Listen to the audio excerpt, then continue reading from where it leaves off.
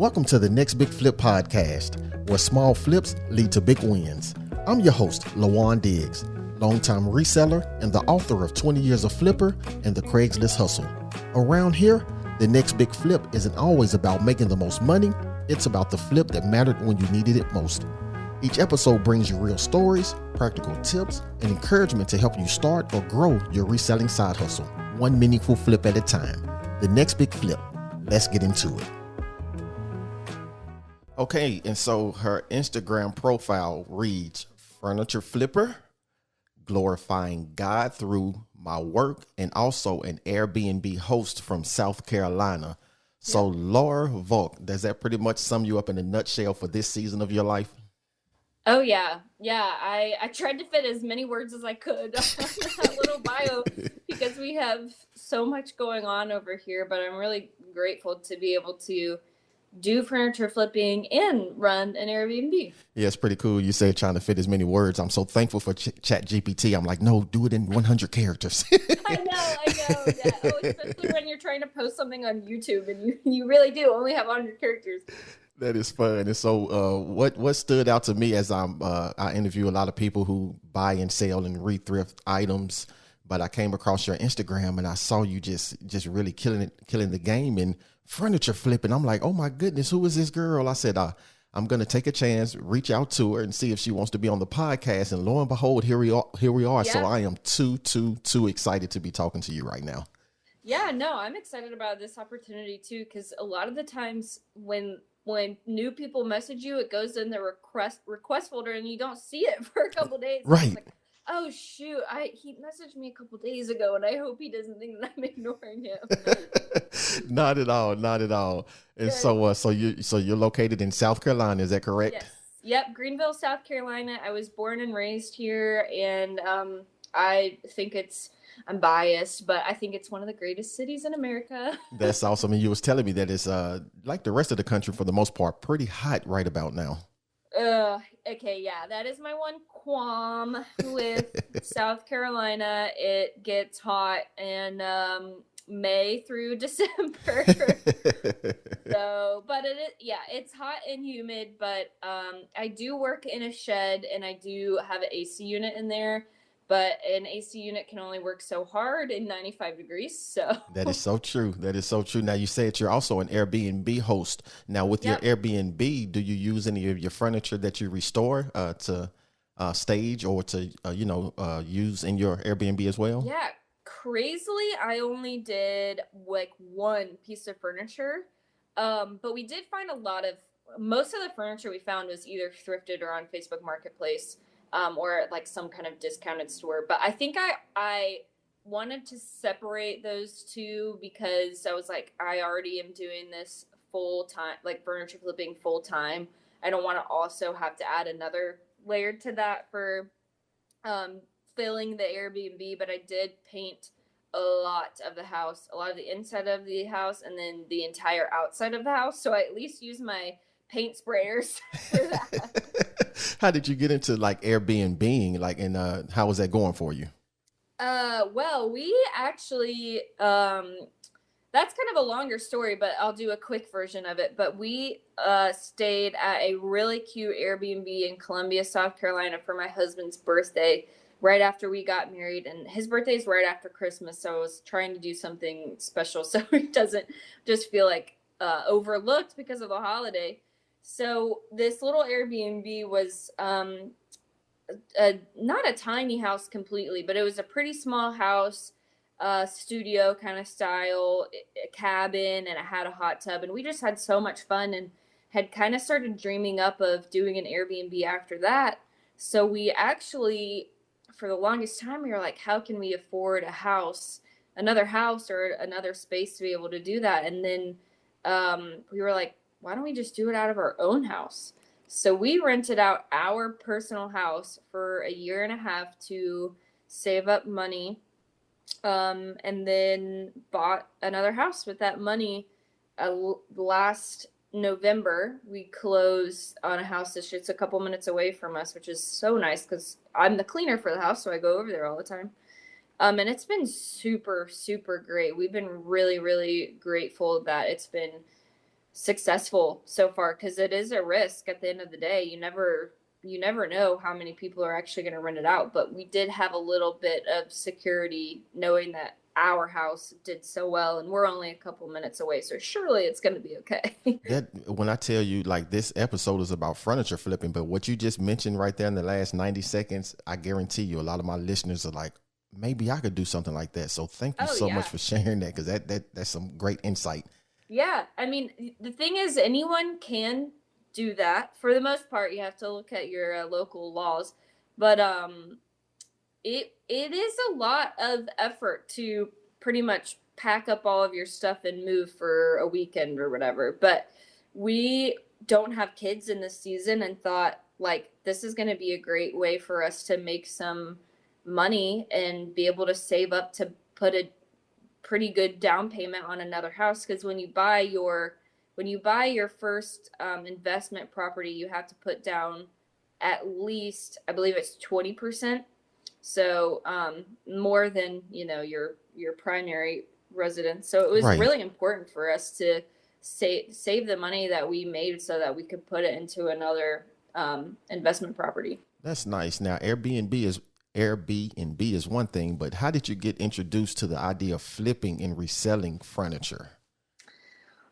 That is goes all back to my faith, really, because I don't have a background in furniture flipping or restoring things really at all. Um, I did have to do a couple of things for our house when we first moved, because we got married pretty young, like a year outside of college, so there wasn't a ton of money for filling an entire house. That takes so much. So I was like, well, I can probably figure out how to paint a couple things. So I did that for us, and just really just because we needed it.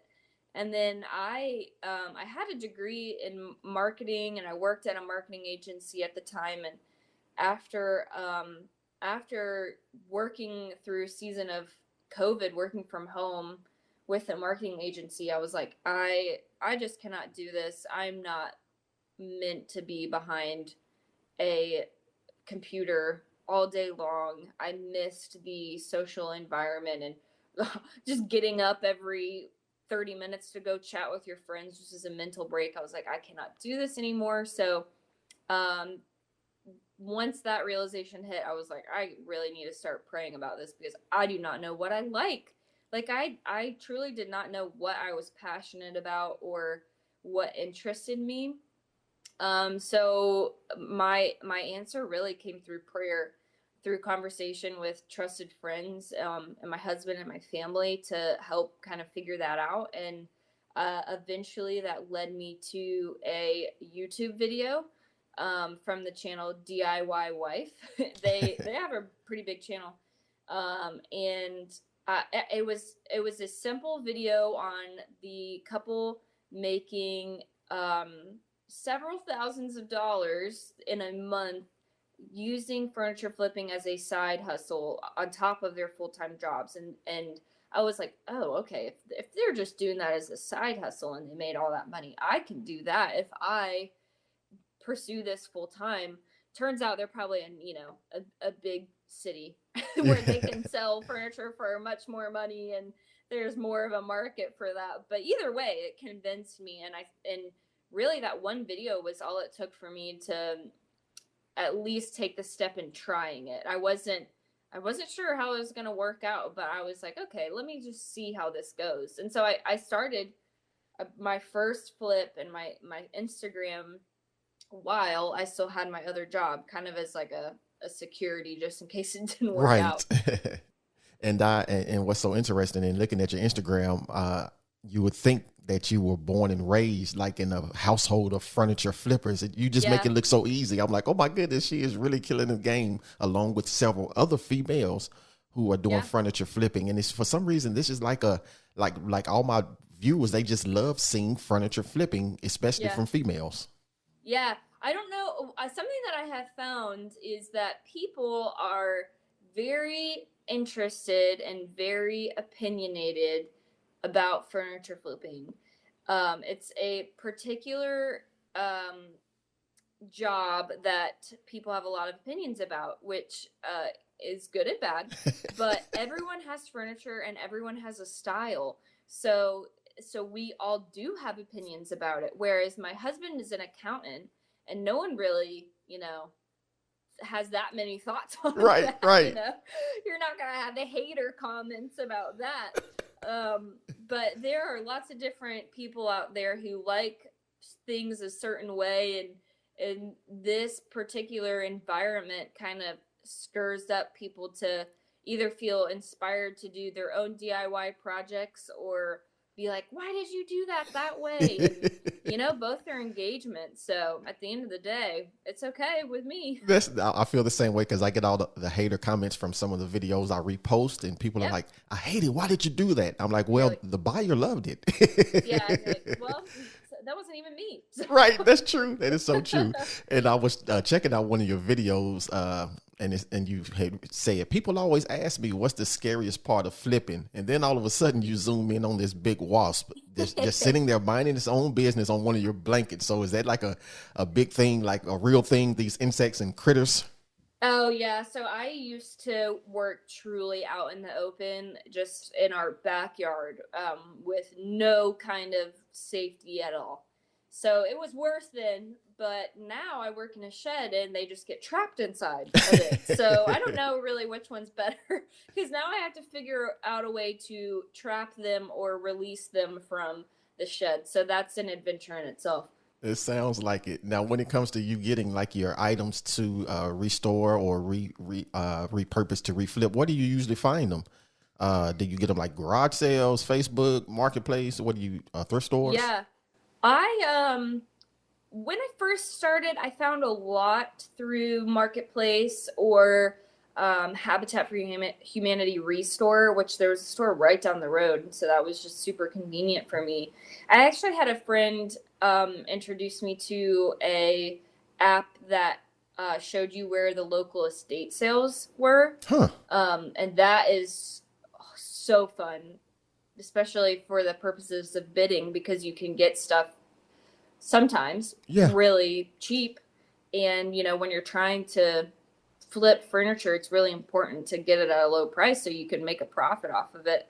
But my furniture flipping has kind of taken a turn in the last probably 2 years to be much more commission-based projects where a client will give me something that they've owned for a really long time or something that they just found at Goodwill or something like that. And they're like, hey, could you do so-and-so to this? And I'm like, yeah, sure. And so I'll take something that I don't even find myself. They give it to me and then I can flip it for them. Nice. Now, so as I do this interview, I'm doing it not only as the host, but also as a listener and a learner. So I'm going to backtrack just a little bit. Now, you mentioned the app that helps you find estate sales. What's that particular app? Do you mind sharing?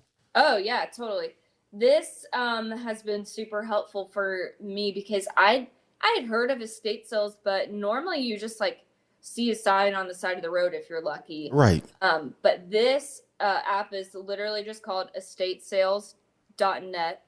And it's an app that you put in your location and it will show you local estate sales. And sometimes they are in person only, or sometimes they actually post it all online and you can just bid online and then you go pick up in person.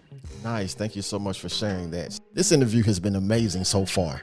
And before we transition into the next segment of the interview, I wanted to take a quick moment just to remind myself and also introduce some of my new listeners to the reason why I started doing the Next Big Flip and the Next Big Flip podcast.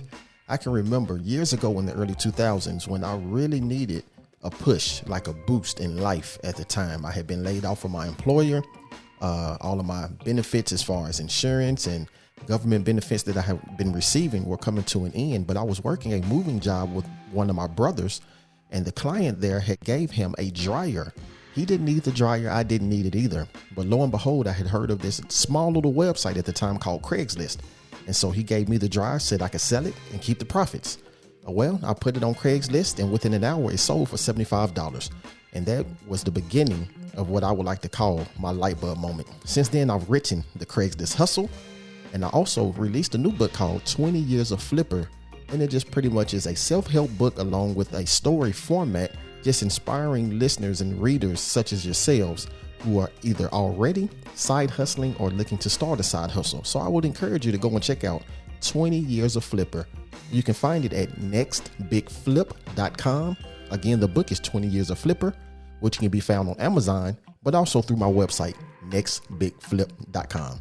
Now let's get into the next portion of this interview where Laura talks about how she goes about finding items that are worth flipping. As when you first started out, or even now with your non-commission projects, how do you know if something is even worth trying to flip? Do you have any tips for beginners to spot value? Yeah. Oh, yeah. Something that I have learned over the years is making sure you're looking at the condition of it and also knowing your skill level with being able to restore certain like levels of that. So I initially would get pieces that were way more messed up and then have to actually fix a lot of the base and the body of the piece, and now I try to avoid some of that, and I try to stick to things that are more like surface level scratches, or fixing a corner of something, or things that don't take as much time, because at the end of the day you're probably going to sell it for the same amount as if there was a broken drawer on it and you had to fix the drawer and it took you so much more time, but you end up selling it for the same amount. So I do not like to mess with broken drawers. Those take so much time. They are built in so many different ways. So with older pieces, they have different joints that sometimes can get out of whack when they've been used so much, but because they were made more high quality, then sometimes they can be easier to fix, where new stuff nowadays, if they are built on certain like rails and tracks, and those get messed up, or sometimes they're metal and they can get bent out of shape, and you have to completely replace it, that sometimes costs a lot of money, but it also takes so much time, because it is so important that you get that perfect, or else the drawer is not going to slide properly. And I have learned over my time that I just don't even like messing with the piece that has messed up drawers. It's been a absolute headache in some scenarios. So at any time I see something on the road or I'm at a store, I check the drawers first. Do those slide? If they do, then I'm like, okay, that's step one. Well, there went my next question, because my wife wanted me to ask, could you fix one of the drawers on our dresser? So no, I guess we'll just take that off. There are plenty of YouTube videos. You can search for that. And I've done that more than enough. But, sometimes things are just too tricky, or, just take too much time and effort. I guess it's not even worth it at this point.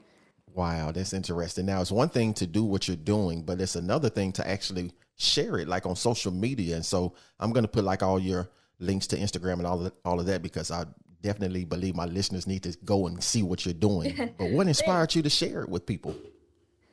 Well, that at the beginning was how I had planned to sell my furniture, which is interesting because I don't really do that much at all now.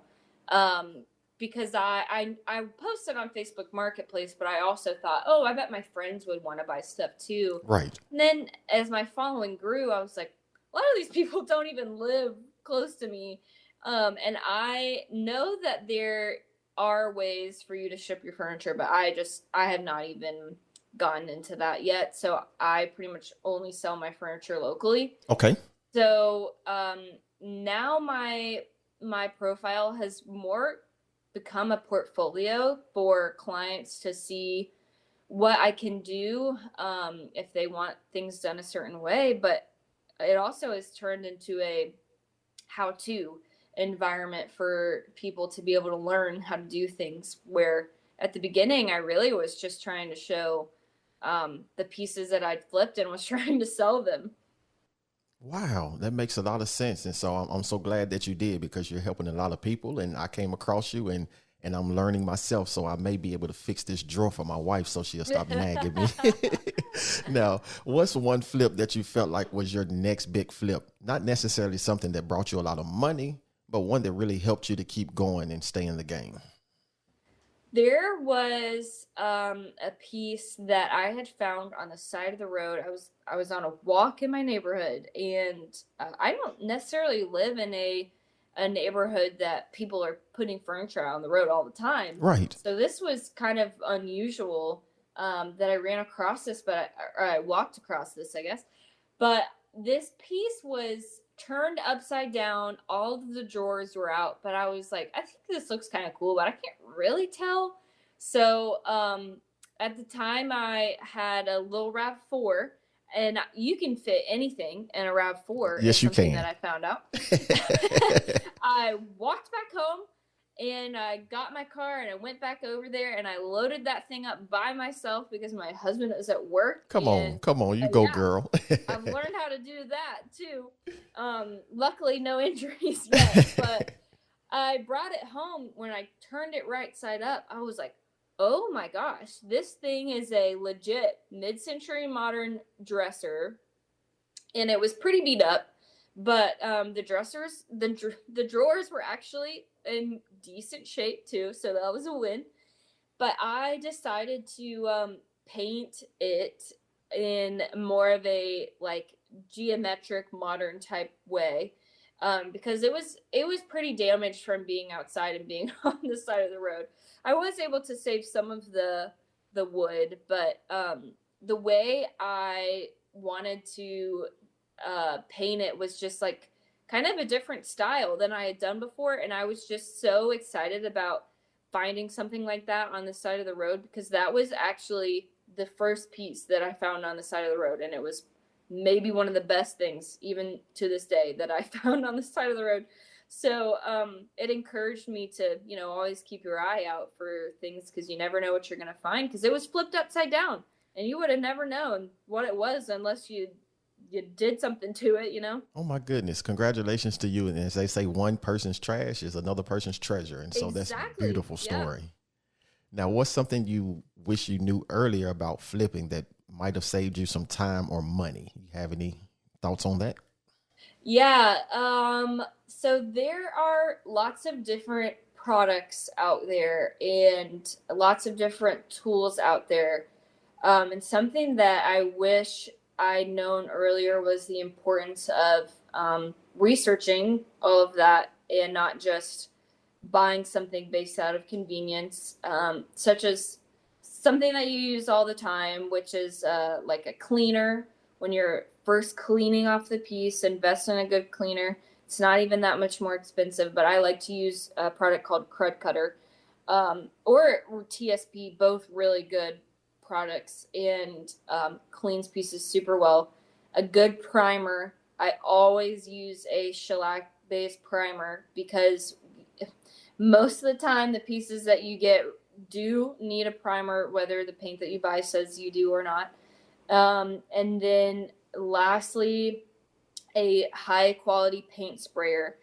It took me a long time to feel confident to be able to use a paint sprayer, and I did a lot of things by hand, and I still do some things by hand. It truly just depends what I am working on, but I over time have worked my way up to a really high quality paint sprayer from Wagner, and I bought probably 3 different paint sprayers, and trust me when I say that spending the money and investing in a good paint sprayer is worth it. It is actually so much better finish wise, getting a smooth finish on your piece, and the amount of paint that it takes up too is just so much more efficient than a $50 paint sprayer.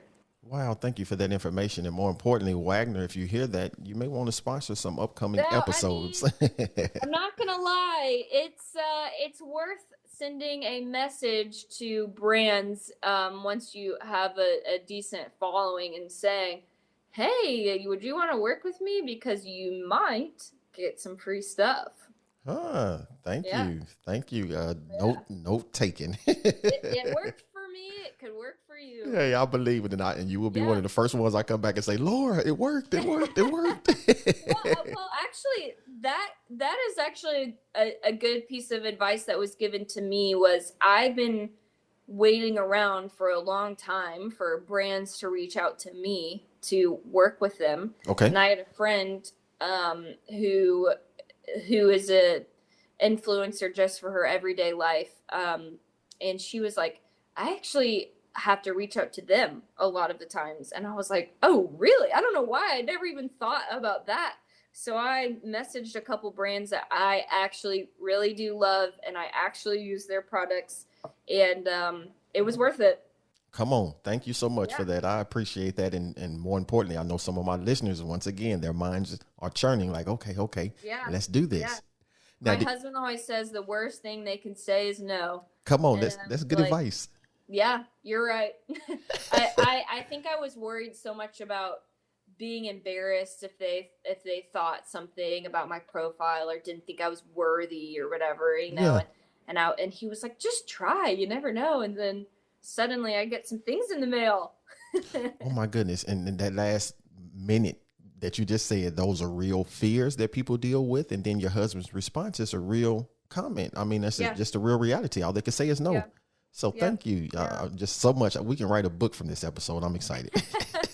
And speaking of books, is there a book or a podcast or a tool that has helped you in your flipping journey along the way? This is controversial. I'm Okay. not a big podcast girl, even Okay. though I'm on a podcast right now. When I'm working, I'm in the zone, and I it's so hard for me to absorb anything else other than what I'm focused on. And a lot of people listen to podcasts when they're at work, and I'm like, I can't really do that, especially when I'm using a sander and it's like so loud, and I have to use ear protection for Right. it.